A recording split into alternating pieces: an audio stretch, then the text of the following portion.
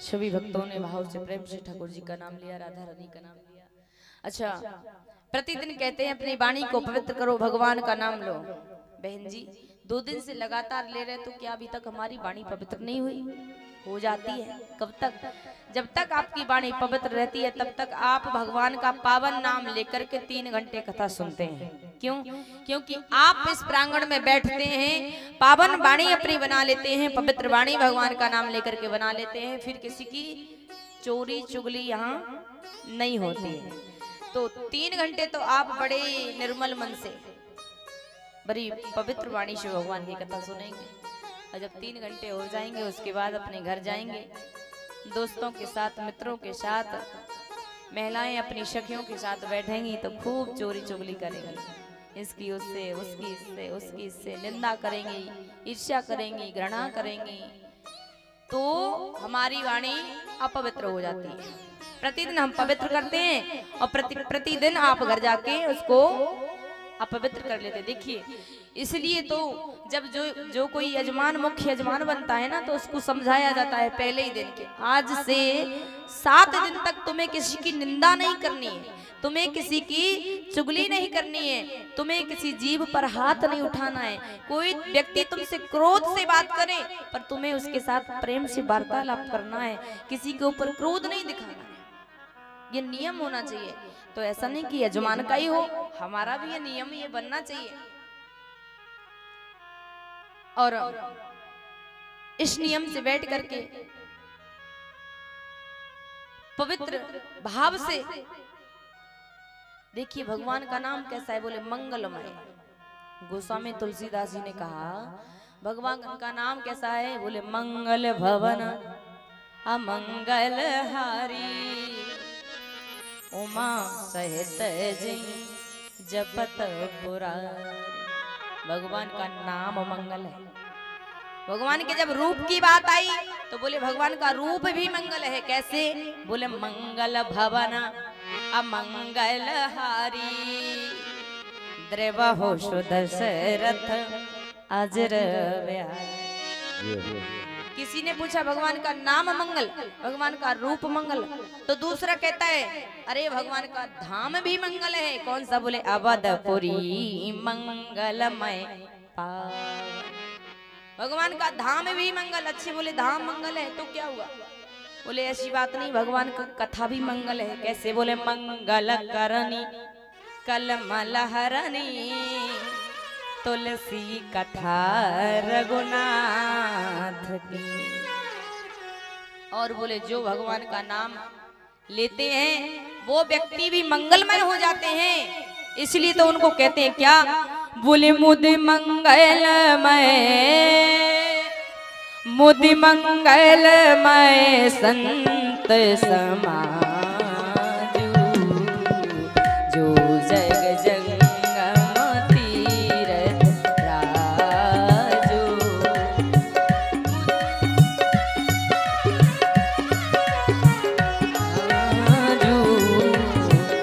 जो जग जंगम तीरथ राजू, जो जग जंगम तीरथ राजू। तो बोले भगवान का नाम कैसा है? बोले मंगलमय। बोले जो व्यक्ति, जो भगवान, जो ईश्वर नाम रूप लीला गुण धाम सभी प्रकार से मंगल हो, ऐसे परमपिता परमेश्वर का नाम लेने से हमारे जीवन में मंगल क्यों नहीं होगा? इसलिए यदि अपने जीवन में मंगल को चाहते हो, अमंगल को भगाना चाहते हो, तो उस मंगलहारी भगवान का नाम लीजिए। तो महाराज, और देखिए कल आपने सुना ही कि इस कलयुग में हम इतना सामर्थ्य नहीं है कि तपस्या कर सकें, बड़े बड़े यज्ञ कर सकें, तो मात्र नाम ही ले लो। और यदि आपको आलस आ रहा है, कई लोग कहते हैं बहन जी मन नहीं लगता भगवान का नाम लेने में, कैसे नाम लें? तो महाराज एक बात बताएं, आपका मन नहीं लग रहा, आपको झांसी से प्रयागराज जाना है, आप ट्रेन में बैठ गए और ट्रेन में खूब भीड़ है, खूब ज्यादा, आपको सीट नहीं मिली बैठने के लिए, आप खड़े और ट्रेन वहां से निकल गई है और आप कह रहे हैं भैया मेरा ट्रेन में मन नहीं लग रहा। आप बहुत परेशान हैं, लेकिन ध्यान रखना वो ट्रेन आपको बीच में नहीं उतारेगी, डायरेक्ट जाके प्रयागराज छोड़ेगी, फिर आपका ट्रेन में मन लगे या ना लगे। बोले उसी प्रकार से आप भगवान के नाम रूपी ट्रेन में बैठ जाइए, फिर आपका मन लगे या ना लगे, आपको जैसा आपसे बने उल्टा सीधा लेना चाहिए। और भाव भी नहीं है, कई लोग कहते हैं भाव से नाम लो, हम भी कहते हैं कि भाव से लेना चाहिए, प्रेम से लेना चाहिए। यदि जिसके हृदय में भाव भी नहीं है तो गोस्वामी जी महाराज ने कहा है, बोले भाव को भाव अनख आलसी हूँ, नाम जपत मंगल दिशि दशहूँ। भाव को भाव अनख आलस हूँ, नाम जपत मंगल दिशि दशहूँ। जय सिया राम, जय जय सिया राम, जय सिया राम, जय सिया राम, जय सिया राम, जय जय सिया राम, जय सिया राम, जय जय सिया राम। बोले आप भाव से लें, आपको भाव से लें, फल जो फल माला लेकर के संत महात्माओं को मिलता है ना, वो फल आपको प्राप्त होगा। कैसे? बोले नाम तो उन्हीं का है, आप चाहे उल्टा लें चाहे सीधा लें। देखिए जो संत सीधा लेते हैं उनको भी वही फल मिलता है, और वाल्मीकि जी महाराज ने भी उल्टा नाम लिया, उल्टा नाम जपा जग जाना, वाल्मीकि वै ब्रह्म समाना। उल्टा नाम लेकर के भी उनका जीवन बन गया। तो उसी प्रकार से हमसे भाव से बन रहा है, भाव से लेना चाहिए, आलस से बनना है, आलस से लेना चाहिए। और महाराज यदि आप अपने जीवन में कभी नाम ना ले पाए तो एक आध बार तो ले ही लेना। क्यों?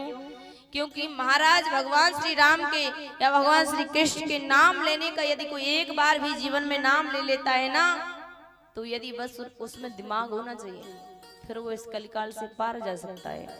एक कथा आती है छोटी सी, सुनेंगे सभी ध्यान से। एक व्यक्ति था, बहुत आलसी था, बहुत आलसी।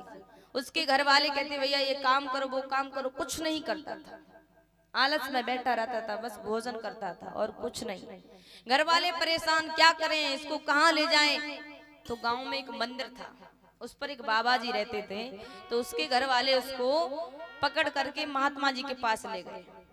महात्मा जी को सारी बात बताई, गुरुजी ये व्यक्ति कुछ काम नहीं करता है, सारे घर वालों को परेशान करके रख दिया है, हम इससे बोलते हैं तू कुछ काम नहीं करता तो जा बाबा जी ही बन जा, पर ये बाबा जी बनने के लिए भी तैयार नहीं है, क्या करें?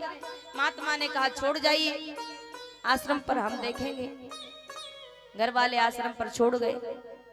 अब महाराज महात्मा कहते भैया राम बोलो राम, वो कहता क्या फायदा। महात्मा फिर कहे भैया श्याम बोलो श्याम, वो कहे क्या फायदा।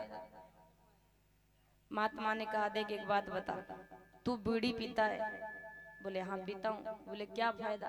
बोले कुछ नहीं। महात्मा जी ने कहा तू तंबाकू खाता है? बोले हाँ खाता हूँ। महात्मा ने कहा क्या फायदा? बोले कुछ नहीं। अच्छा बोले तू बीड़ी बिना फायदा के पी सकता है, तंबाकू बिना फायदा के खा सकता है, क्या बिना फायदा का एक भगवान का नाम नहीं ले सकता? भगवान के नाम ही में तू फायदा देखने आया है। तब उसकी बुद्धि समझ में आई। बोले गुरुजी लूंगा तो जरूर, पर केवल आपके कहने पर एक बार नाम लूंगा, दूसरी बार मत कहना। महात्मा ने कहा ठीक है भैया, तू एक ही बार बोल दे। बोले जी गुरुजी। गुरुजी ने कहा बोल बेटा राम। उसने कहा जय श्री राम। तो गुरुजी ने कहा बन गया तेरा काम, एक बार नाम लेने से तेरा काम बना दो। देखिए गुरु ऐसा होना चाहिए, जिंदगी भर कोई पुण्य करे ना करे, पर यदि भगवान का नाम उसने एक बार भी लिया तो उसका उद्धार करा दे। गुरु जी ने कहा बेटा तूने मेरे कहने पर एक बार नाम लिया तो गुरु दक्षिणा में तुम मुझे कुछ मत दे, पर मैं तेरे लिए कुछ दे रहा हूँ। गांठ बांध ले, जब तू इस धरा धाम पे से मर करके यमराज के पास जाए, यमराज तेरे से पूछे कि पहले पाप भुगतना चाहता है कि पुण्य भुगतना चाहता है, तू बोल देना कि मैं पहले पुण्य भुगतना चाहता हूँ, क्योंकि पुण्य कम है, भगवान का नाम एक ही बार लिया और पाप तो पूरे जीवन भर भी किए। और जब यमराज तेरे से कहने लग जाए कि तूने मात्र एक बार नाम लिया है, बता तुझे एक बार नाम लेने के बदले में क्या चाहिए, तो तू कह देना कि जो एक बार नाम लेने से मिलता है, जो एक बार नाम लेने का फल होता है, मुझे वही दे दो और कुछ नहीं चाहिए। व्यक्ति ने कहा ठीक है। समय हुआ, व्यक्ति के प्राणांत हुआ, यमराज के दूत पकड़ करके ले गए। यमराज के पास लेखा जोखा वहां पर हुआ, डायरी उठाई गई उसके नाम की। पूछा गया तूने कुछ नहीं किया जीवन में, एक संत के कहने पर एक बार नाम लिया है, बता तुझे इस नाम के बदले में क्या चाहिए। बोले जो मिलता हो सो दे दो।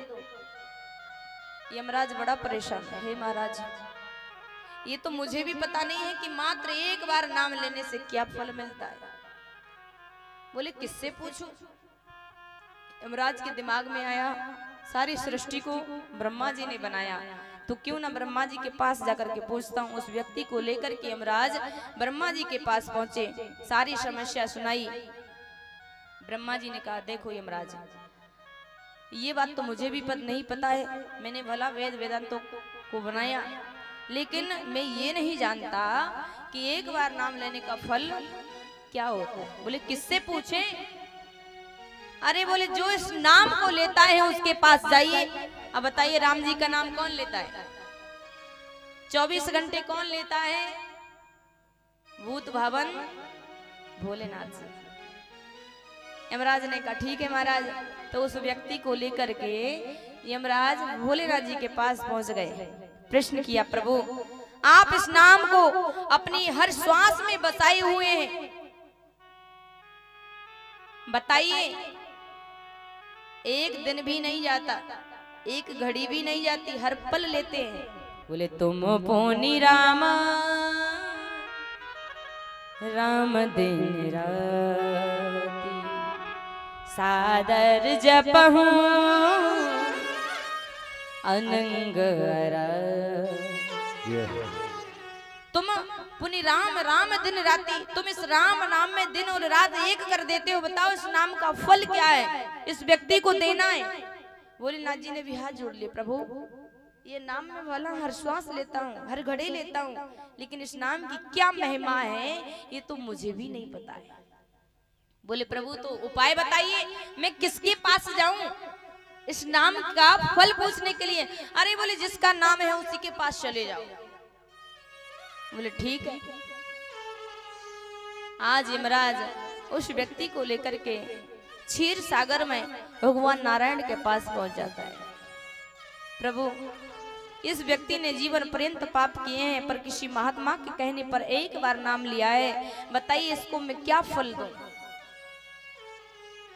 भगवान ने कहा यमराज देखिए मेरे नाम का क्या प्रभाव है, मेरे नाम का क्या फल है ये तो मुझे नहीं पता है, लेकिन मैं इतना जरूर बता सकता हूँ कि जिस व्यक्ति को एक बार मेरा दर्शन हो जाता है ना, उसको फिर नरक में जाने की जरूरत नहीं पड़ती। बोल वृंदावन बिहारी लाल की जय हो। तो देखिए नाम की महिमा, बस दिमाग होना चाहिए, बुद्धि होना चाहिए। भगवान नारायण का दर्शन तो किया ही उस व्यक्ति ने, लेकिन नारायण के साथ साथ ब्रह्मा का और महेश का भी दर्शन कर लिया। तो ये नाम की महिमा है, इसलिए इस पावन नाम को हमेशा अपनी जिह्वा पर रखना चाहिए, गुनगुनाना चाहिए। पावन भगवान का नाम है।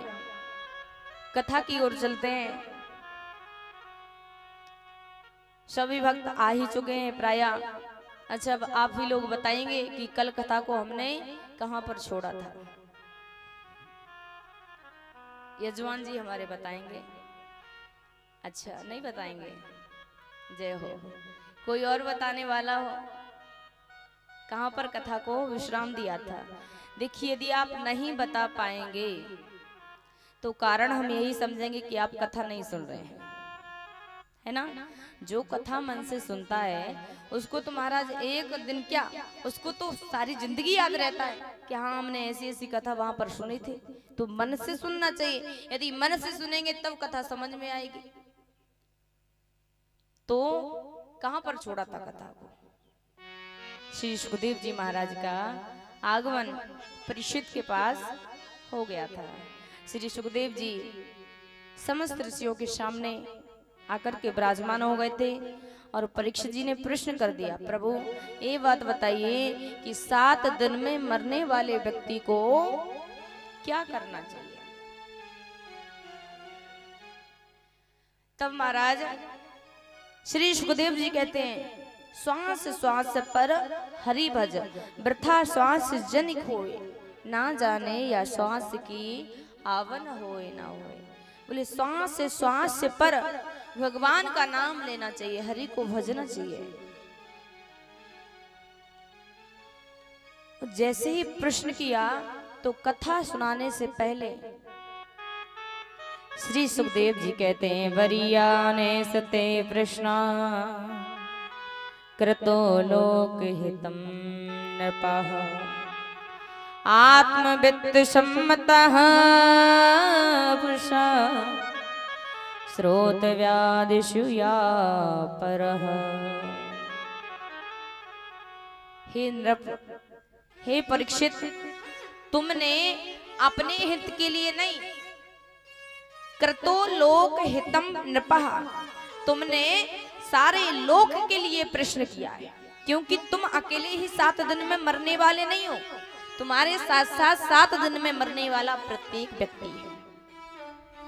तो तुमने इतना अच्छा प्रश्न किया सारे लोगों का उद्धार करने के लिए। और देखिए एक दिन यही प्रश्न मां पार्वती ने भूत भावन भोलेनाथ से पूछा था। क्यों पूछा था? कारण है, जब मां पार्वती का विवाह हो गया तो कैलाश पर्वत पर भोलेनाथ जी के पास बैठी हुई थी। तो पार्वती जी की नजर भोलेनाथ जी के सर पे पड़ी, तो सर पे देखा कि एक देवी पहले से ही विराजमान। पार्वती ने पूछा, देवी आप कौन? बोले हम आपकी बहन हैं यमुना। महाराज पर्वत हिमालय से आपका प्रादुर्भाव हुआ और हिमालय से ही हमारा प्रादुर्भाव हुआ, तो इस रिश्ते से हम आपकी बहन हैं। पार्वती ने कहा, यदि आप हमारी बहन हैं तो सर पे जाके काय को बैठी है, नीचे आइए हमारे साथ बैठिए। गंगा ने कह दिया, मैं नीचे उतरने वाली नहीं हूँ। क्यों? क्योंकि मुझे आते ही स्वामी ने सर पे स्थान दिया है। पार्वती जी ने पूछ लिया, अरे तुमने ऐसा किया क्या है कि जो मैं तुम्हें सर पे स्थान मिला? गंगा कहने लगी, मैं ना पापियों के पापों को धोती, उनका उद्धार कराती। अच्छा, तब महाराज पार्वती मैया ने भी सोच लिया, गंगा तू तो मात्र एक लोक के प्राणियों का उद्धार करती है, लेकिन मैं इस धराधाम पर ऐसी गंगा बहाऊंगी, ऐसी गंगा बहाऊंगी जो सारे लोगों का उद्धार करने वाली होगी। कथा को पूछ लिया, पूछो रघुपति कथा प्रसंगा, सकल लोकी जग पावन गंगा। पूछे रघुपति कथा प्रसंगा, सकल लोक जग पावन गंगा। जय श्री राम, जय श्री राम, जय श्री राम। तब जाकर के मां पार्वती ने कथा पूछी, कौन सी? बोले जिस कथा को रच महेश निज मानस राखा, अपने मन में छुपा लिया था। सुनाऊं किसको? बोले जो सुनने वाला मिलेगा उसको सुनाऊंगा। आज समय आ गया तो पाए सुसमय शिवासन वाका। लेकिन कथा कहने से पहले धन्यवाद दिया, देवी आपने अपने हित के लिए कथा नहीं पूछी, सकल लोक के हित के लिए कथा पूछी। क्यों? आप अपने हित के लिए पूछ लेती। तब पार्वती जी ने कहा, स्वामी यदि आप अकेले मेरे स्वामी होते, अकेले मेरे नाथ होते, तो मैं अपने हित के लिए कथा पूछती। लेकिन स्वामी आप अकेले मेरे नाथ ना हो करके विश्वनाथ मम नाथ पुरारी, त्रिभुवन महिमा विदित तुम्हारा। आप तो मेरे नाथ नहीं, आप तो विश्वनाथ मम नाथ पुरारे, विश्व के नाथ हो, इसलिए मैंने सारे लोगों का उद्धार कराने वाली कथा को पूछा है। आज महाराज भूत भावन भोलेनाथ जी ने, देखिए हमें धन्यवाद किस व्यक्ति को देना चाहिए, धन्यवाद का पात्र कौन है, वो हमें भूत भावन भोलेनाथ जी बताते हैं। ऐसी सुंदर जब दिव्य कथा मां पार्वती ने पूछी, तब भोलेनाथ जी ने धन्यवाद दिया। धन्य धन्य गिर राजकुमारी, तुम समान नहीं को उपकारी। हे देवी, तुम्हारे जैसा उपकारी कोई नहीं हुआ, आप धन्यवाद की पात्र हैं, आपको बहुत बहुत धन्यवाद हो। लेकिन महाराज ये धन्यवाद बहुत बड़ा शब्द है, लेकिन हमने इसकी वैल्यू बड़ी कमजोर कर दी है। कैसे? बोले हमको कोई बीड़ी पिला देता है ना, तो हम उसके लिए धन्यवाद भैया। कोई तंबाकू खिला देगा, अरे ये तुम्हारा धन्यवाद भैया। ऐसे लोगों को धन्यवाद नहीं बोलना चाहिए। क्या बीड़ी क्या है? बीड़ी का मतलब क्या होता है? बोले बीड़ी है सुलगती हुई लकड़ी। क्या है? सुलगती हुई लकड़ी। और कोई व्यक्ति आपके जीते जागते शरीर में सुलगती हुई लकड़ी को लगा रहा है और आप उससे धन्यवाद बोल रहे हैं, अरे वो धन्यवाद का पात्र नहीं, वो तो डंडे का पात्र है। ये नियम हमें बनाना चाहिए। धन्यवाद किसको बोलना चाहिए? बोले जो हमारे अंदर ज्ञान का दीपक जला दे। लेकिन महाराज आज की दुनिया में तन को जल से धुलाना सरल है, मगर मन को निर्मल बनाना बड़ी बात है। राग में द्वेष में देश परदेश में चित्रता फंसा राग और द्वेष में। दिल किसी का जलाना सरल है, मगर ज्ञान दीपक जलाना बड़ी बात। दिल तो हृदय तो हर कोई तुम्हें ठोस मार करके, ताने मार करके, गाली दे करके, बीड़ी या सिगरेट दे करके हर कोई जला देगा, लेकिन जो तुम्हारे अंदर ज्ञान का दीपक जलाए महाराज, ऐसा तो कोई बिरला संत ही होता है। आज उसी प्रकार से प्रश्न सारे लोक के हित के लिए राजा परीक्षित ने किया। श्री सुखदेव जी महाराज कहते हैं, हे राजन परीक्षित, आप धन्यवाद के पात्र हैं। आपने अपने हित के लिए नहीं, ये लोक हित के लिए प्रश्न किया है। तो देखिए, सबसे पहले जब श्री सुखदेव जी ने अपना मुंह खोला तो क्या बोला? बोले बरिया नेस्ते प्रश्न। वाह, उनके मुख से बकार अक्षर की प्राप्ति हुई। अरे महाराज ये बकार अक्षर क्या है? बोले ये ब्रह्म जी का बीजाक्षर है, जो हमेशा जो 24 घंटे ब्रह्मानंद के आनंद में मग्न रहता है। उसके मुख से सबसे पीछे सबसे पहले वकार अक्षर प्रारंभ हुआ, और दूसरा ये वकार अक्षर वरुण देव का बीजाक्षर है। वरुण देव मतलब जल देवता, शीतल होते हैं। बोले उसी प्रकार से जो भी इस कथा को सुनेगा, इस कथा का मनन करेगा, इस कथा को हृदय में धारण करेगा, उसका जीवन भी शीतल ही हो जाएगा। आज महाराज ऐसी सुंदर कथा सुनाते हैं। श्री सुखदेव जी कहते हैं, राजन परीक्षित, इस संसार में जो भी आया है सबको जाना है, आया है सो जाएगा। राजा रंक फकीर, कोई सिंहासन चढ़ चला, कोई बंधा जंजीर, आया है सो जाना सबको है। लेकिन हमारे इस मानव जीवन लेने का उद्देश्य यही है कि जीवन लिया है तो थोड़ा भगवान के चरणों में भी इसको समर्पण कर दें, थोड़ा भगवान के चरणों से भी इसको जोड़ लें। परिवार से जोड़ें, संसार सागर से जोड़ें, पर उसके साथ साथ भगवान से भी जोड़ लें। जिस प्रकार से जोड़ें, तब 3 उपाय बताए, श्रोतव्य, कीर्तव्य और स्मर्तव्य। श्रोतव्य का मतलब पहले उनकी महिमा को सुने, उनकी कथा को सुने। अब आप जिसकी महिमा को सुनेंगे, जिसके नाम को सुनेंगे, तो उसका नाम आप भी 2-4 बार लेंगे। तो नाम यदि जिसका आपने जो 2-4 बार लिया अपने मुख से, तो उसका कीर्तन हो गया। अब जिसका आप नाम लेना अपने जीवन में ये नियम बना लेंगे कि हर श्वास में आप उसका नाम ले रहे हैं, तो फिर नाम लेते लेते लेते लेते इतनी आसक्ति आपकी उस नाम में हो जाएगी, इतना प्रेम उस नाम में हो जाएगा कि फिर आप नाम लेना तो बंद कर देंगे और उसके बारे में स्मरण करना चालू कर देंगे। तो बोले इसी 3 ही रूपों से हमें भगवान से जुड़ जाना चाहिए। जुड़े कैसे महाराज? तब श्री सुखदेव जी कहते हैं, सुनो परीक्षित, सबसे पहले ये 4 बातों का अभ्यास हमें होना चाहिए।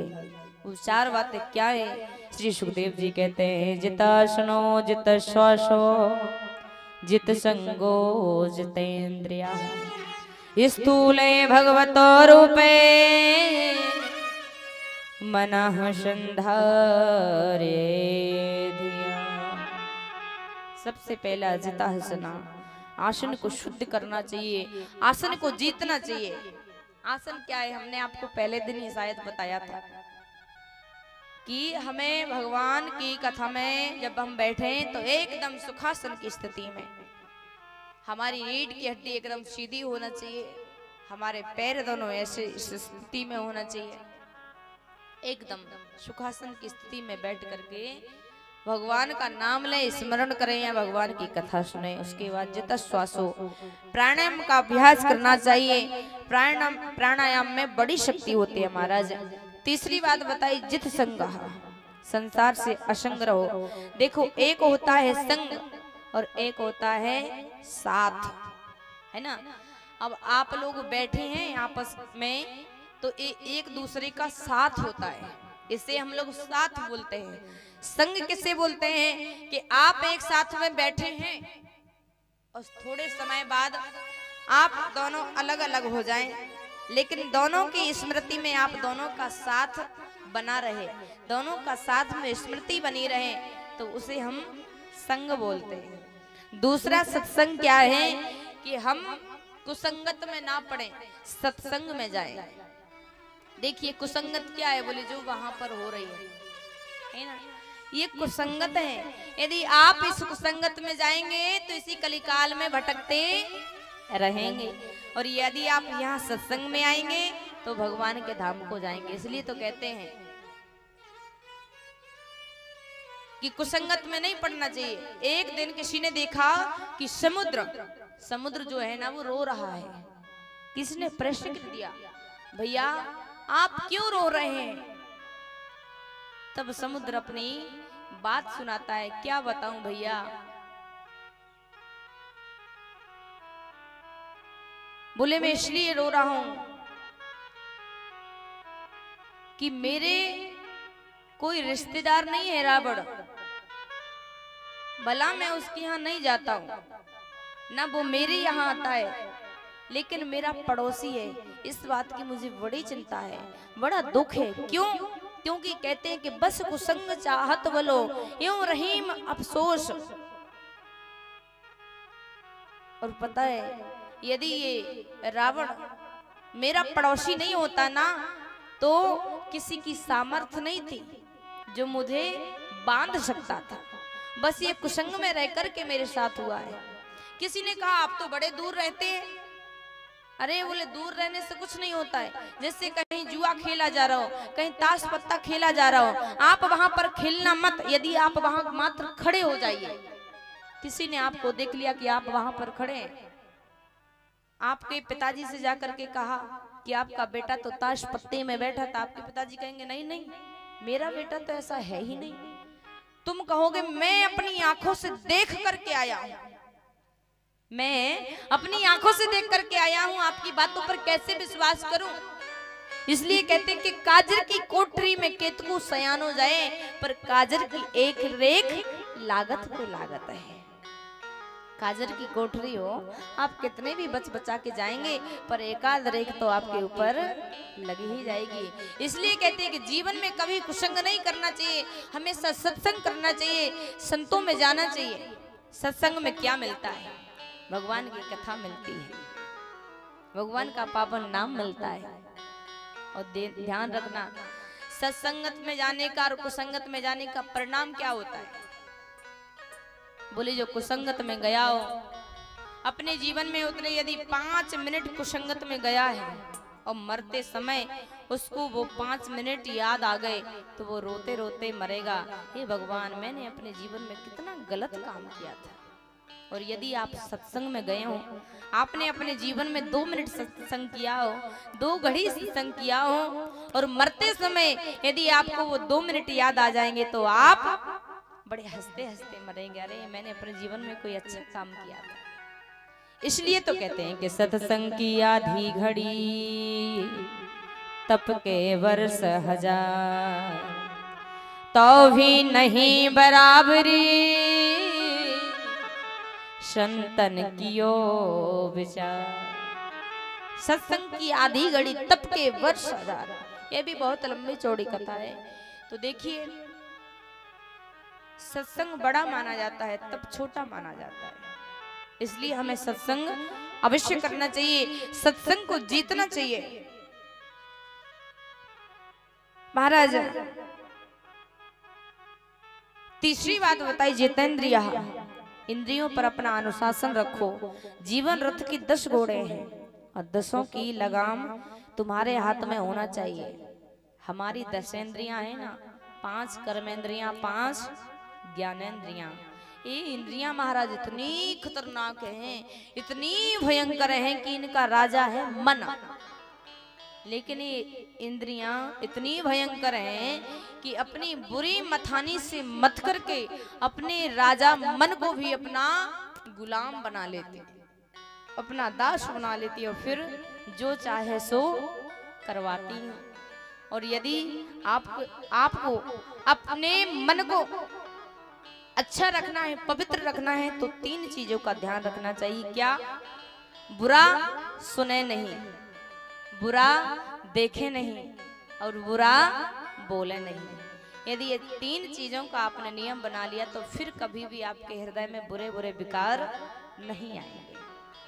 या तो आप बुरी बुरी बातें कानों के द्वारा सुनेंगे तब मन खराब होता है, या आंखों के द्वारा देखेंगे तब हृदय खराब होता है, या फिर मुख के द्वारा बोलेंगे, वाणी के द्वारा बोलेंगे तब मन खराब होता है।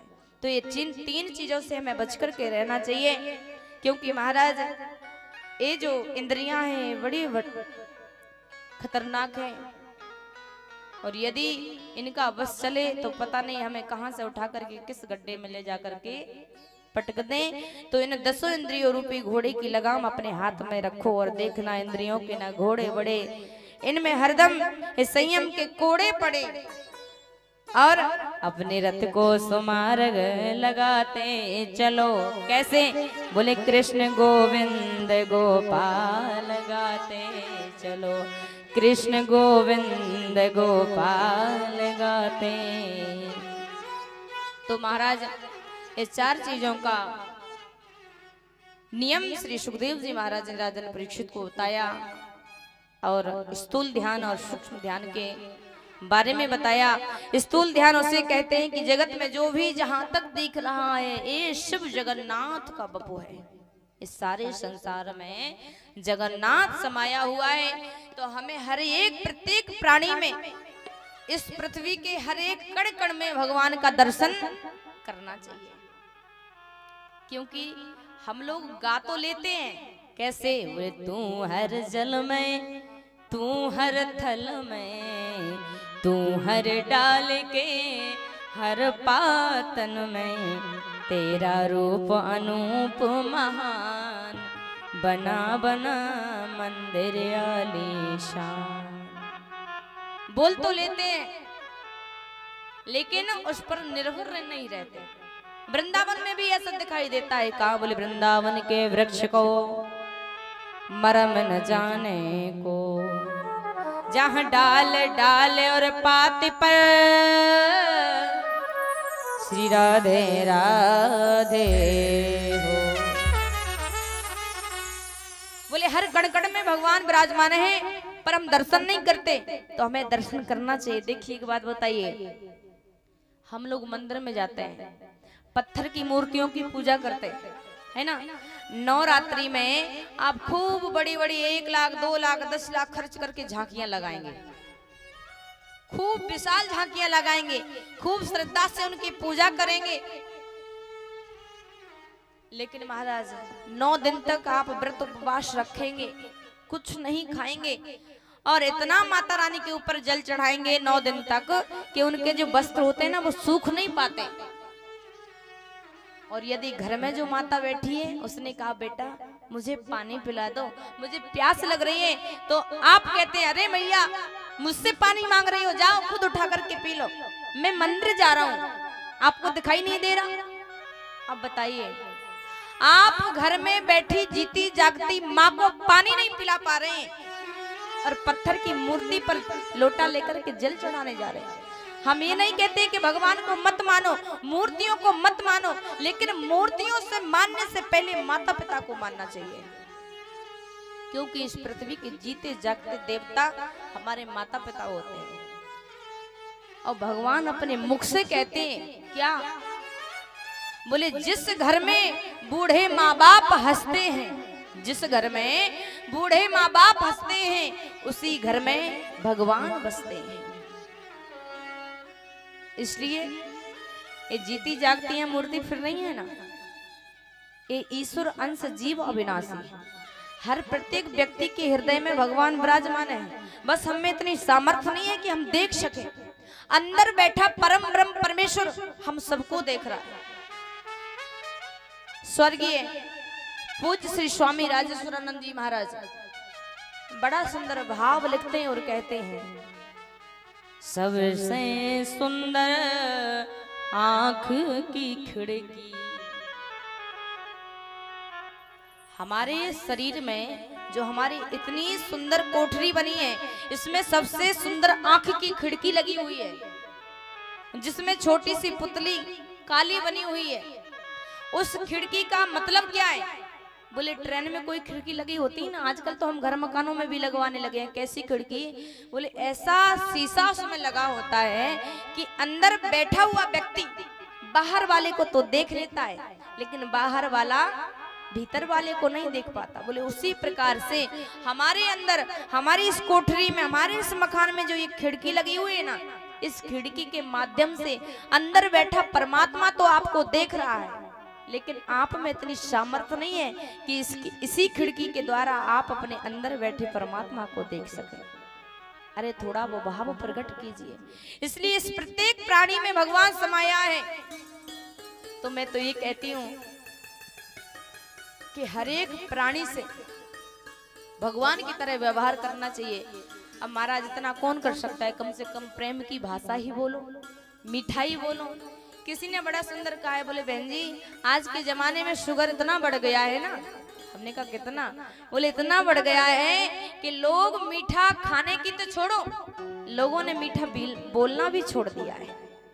तो हमको ऐसा नहीं नियम बनाना है, प्रेम से बोले, मीठी वाणी बोले, क्योंकि संत ने बड़ा सुंदर भाव लिखा है। बोले ऐसी वाणी बोलिए मन का आपा खो, औरन को शीतल करे आपहु शीतल हो। ऐसी वाणी हमें बोलना चाहिए कि दूसरों को भी अच्छी लगे और हमें भी अच्छी लगे। इस सारा संसार है भगवान का, जगन्नाथ का ही दिव्य बपू है।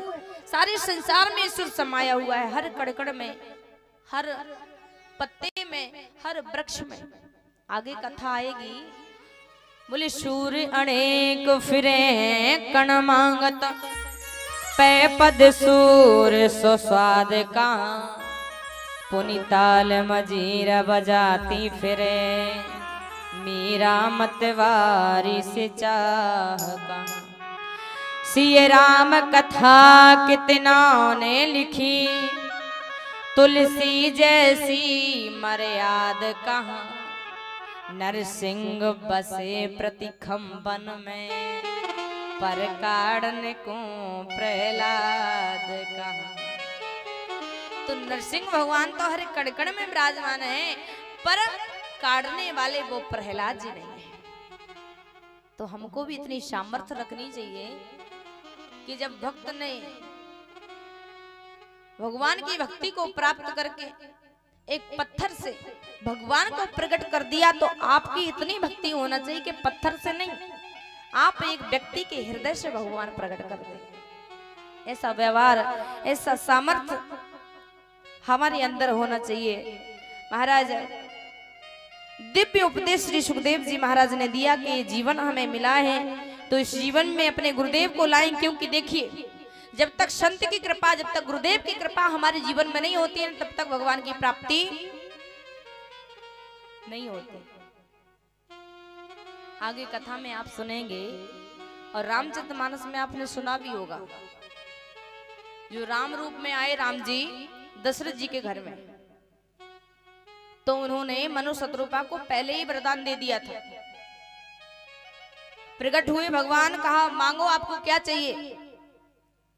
तो महाराज ने मांगा कि चाहो तो मही समान सुत, प्रभु सुन कवन दुरावा, मुझे आप जैसा सुत चाहिए। भगवान ने कहा आपने मुझे मांगा, मेरे सुत को, मेरे समान सुत को मांगा, मैं जरूर खुद आऊंगा और अपने जैसा भी लेकर के आऊंगा। वरदान दे दिया। और जब वही मनु और शत्रुपा दशरथ जी के रूप में आए और कौशल्या के रूप में आए, तो महाराज चौथापन आ गया है, पर भगवान नहीं आए। राजा दशरथ जी सोच रहे हैं क्या करूं, क्यों नहीं आए। शायद कौशल्या माता सोचते हैं कि मेरे अंदर कोई कमी है, प्रभु आप दूसरा विवाह करिए। सुमित्रा के साथ विवाह हो गया, फिर भी कोई संतान नहीं। सुमित्रा ने भी कह दिया दूसरा विवाह करिए, कैकेयी के साथ हो गया, फिर भी कोई संतान नहीं। कारण क्या है, जब भगवान ने वरदान दिया तो आना चाहिए, क्यों नहीं आए। एक बात बताऊं, भगवान कहते हैं जब तक तुम गुरु के शरण में नहीं जाओगे ना, तब तक मैं तुम्हारे पास आने वाला नहीं हूं। राजा दशरथ जी गुरु आश्रम में नहीं गए थे, गुरु जी ही राजा दशरथ जी के भवन में आते थे। लेकिन जब याद आया गुरु जी के चरणों में जाना है, तब महाराज दशरथ जी महाराज गुरु जी के चरणों में गए, निवेदन किया। गुरु ग्रह तुरंत गए महिपाला, जो रूपान कर विनय विशाला। निवेदन किया, गुरु जी ने भी कह दिया धरो धीर हुई है सुतचारी, धीरज धारण कीजिए। आप आज मेरी शरण में आए हैं, अब आपको कोई काम करने की जरूरत नहीं है, जो भी करेंगे हम करेंगे। गुरु जी ने किया। श्रृंगी ऋषि वशिष्ठ बुलावा, पुत्र काम शुभ जग करावा, भगत सहित मुनि आहुति दीनी। दशरथ जी ने कुछ नहीं किया, ना यज्ञ करने वाले पुरोहित बुलाए और ना आहुति देने के लिए गए, सब कुछ गुरु जी ने किया और भगवान को लाकर के प्राप्त करा दिया। ऐसा गुरु होना चाहिए हमारे जीवन में कि हम कुछ करें अन्यथा ना करें, पर गुरु ऐसा सामर्थ्यवान होना चाहिए कि वो जबरन हमारे जीवन में भगवान को लेकर के आए। गुरु जी की महिमा बताई, लेकिन महाराज आप गुरु जी की महिमा सुन ही चुके हैं कि इस युग में गुरु कैसे हैं। बोले हराए शिष्य धन शोक न हराई, हराए शिष्य धन शोक न हराई, हराए शिष्य धन शोक न हराई, हराए शिष्य धन शोक न शोक न हराई, सो गुरु घोर नरक में परई, सो गुरु घोर नरक में परई, सो गुरु घोर नरक में परई। बोले आज के गुरु कैसे, बोले हराए शिष्य धन शोक न हराई, और सो गुरु घोर नरक में परई। तो इसलिए हमें अपने जीवन में गुरु बनाए तो संत बनाए। क्यों? क्योंकि संत कहते हैं, वेद पुराण भी कहते हैं क्या, बोले संत कृपा दिखला दे तो भगवंत मिलन हो जाता है, और भगवंत कृपा दिखला दे तो ये संत मिलन हो जाता।